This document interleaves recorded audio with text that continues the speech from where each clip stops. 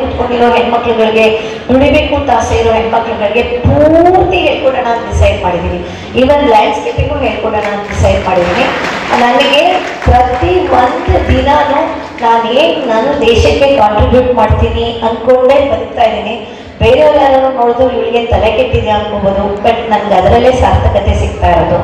ಅದಕ್ಕೆ ನಾನು ಈ ಥರ ವೇದಿಕೆಗಳ ಕರೆದಾಗ ತಪ್ಪಿಸ್ಕೊಳ್ಳಲ್ಲ. ಅದು ಎಜುಕೇಷನಲ್ ಇನ್ಸ್ಟಿಟ್ಯೂಷನ್ಸ್ ಕರೆದ್ರು ಖಂಡಿತ ತಪ್ಪಿಸ್ಕೊಡಲ್ಲ. ಯಾಕೆಂದರೆ ನಾನು ಬೆಳೀತಿರೋ ಮಕ್ಕಳಿಗೆ ನಾನು ನಿಮ್ಗಳಿಗೆಲ್ಲ ಹೇಳ್ಕೊಡೋದು ತುಂಬ ವಿಷಯಗಳಿದೆ. ಬದುಕೋ ದಾರಿ ತೋರಿಸ್ಕೊಡ್ಬೇಕು ಅನ್ನೋ ಆಸೆ ನನಗೆ. ಆಮೇಲೆ ಎನ್ವೈರನ್ಮೆಂಟ್ ಬಗ್ಗೆ ನಾನು ಇವಾಗ ನನ್ನ ಪೂರ್ತಿ ಜೀವನನೇ ಎನ್ವೈರನ್ಮೆಂಟ್ ಬೆಳಗ್ಗೆ ಆದರೆ ರಾತ್ರಿ ಆದರೆ ಇದಾದರೆ ಯಾವಾಗಲೂ ತಲೆನಲ್ಲಿ ಎನ್ವೈರನ್ಮೆಂಟ್ ಬಗ್ಗೆ, ನಮ್ಮ ದೇಶದ ಪರಿಸ್ಥಿತಿ ಬಗ್ಗೆನೇ ಯೋಚನೆ ಮಾಡ್ತಿರ್ತೀನಿ.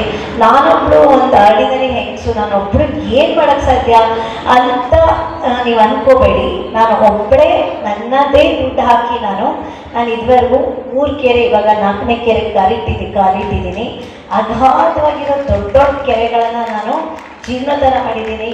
ಅದರಲ್ಲಿ ನೀರು ಬರ್ತಿರೋದು ನೋಡಿದ್ದೀನಿ, ಅದರಿಂದ ಅಂತರ್ಜಲ ಉತ್ಪತ್ತಿ ಆಗಿರೋದು ನೋಡಿದ್ದೀನಿ. ಅದೇ ನೀವೆಲ್ಲ ಹೇಳಿದಾಗೆ ಬೇಕಾದಷ್ಟು ಟ್ರೀಸ್ ಹಾಕ್ಬಿಟ್ಟು ಬಿಡಲ್ಲ ನಾನು. ಟ್ರೀಸ್ ಹಾಕ್ಬಿಟ್ಟು ಅದು ಒಂದು ಅಡಲ್ಟ್ ಹುಡುಗ ಬರೋ ತನಕ ನೋಡ್ಕೋತೀನಿ.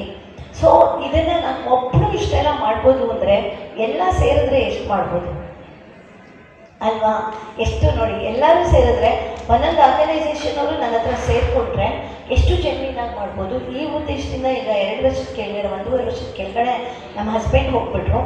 ಅವ್ರು ಹೋಗುವಾಗ ಅವರು ಒಂದು 60 ಜನ ಮಕ್ಕಳಿಗೆ ಓದಿಸ್ತಾ ಇದ್ರು.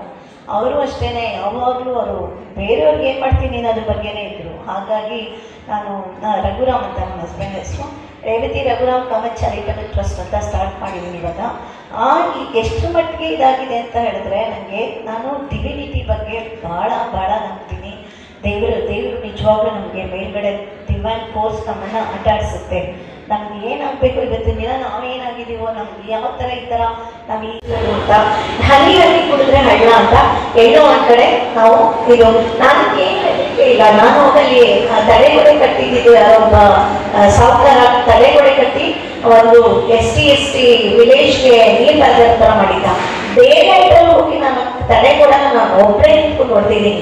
ಎಷ್ಟೋ ರಾಜಕಾಲುವೆಗಳು ಒತ್ತುವರಿ ಆಗಿರೋದನ್ನ ನಾನೇ ನಿಂತ್ಕೊಂಡು ಒತ್ತುವರಿ ಬಿಡಿಸಿದ್ದೀನಿ.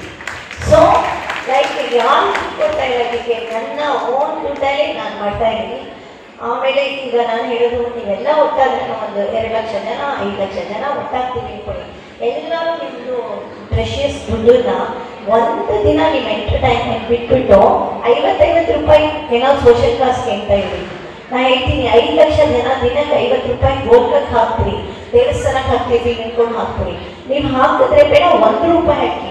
5 ಲಕ್ಷ ಜನ ದಿನಕ್ಕೆ 1 ರೂಪಾಯಿ ಹಾಕಿದ್ರೆ ದಿನಕ್ಕೆ ನಮ್ಗೆ ಎಷ್ಟು ಕಲೆಕ್ಷನ್ ಆಗುತ್ತೆ? 5 ಲಕ್ಷ ಕಲೆಕ್ಷನ್ ಆಗುತ್ತೆ. ತಿಂಗಳಿಗೆ ನಮ್ಗೆ 1.5 ಕೋಟಿ ಆಗುತ್ತೆ. ನಾವು ಎಷ್ಟು ಪ್ರಾಜೆಕ್ಟ್ಸ್ಗಳು ತಗೋಬೋದು? ಅದೇ 50 ರೂಪಾಯಿ ಹಾಕಿದ್ರೆ ನಮ್ಗೆ ಎಷ್ಟಾಗುತ್ತೆ? 35 ಕೋಟಿ, 30 ಕೋಟಿ ಆಗುತ್ತೆ. 55 ಸಾವಿರ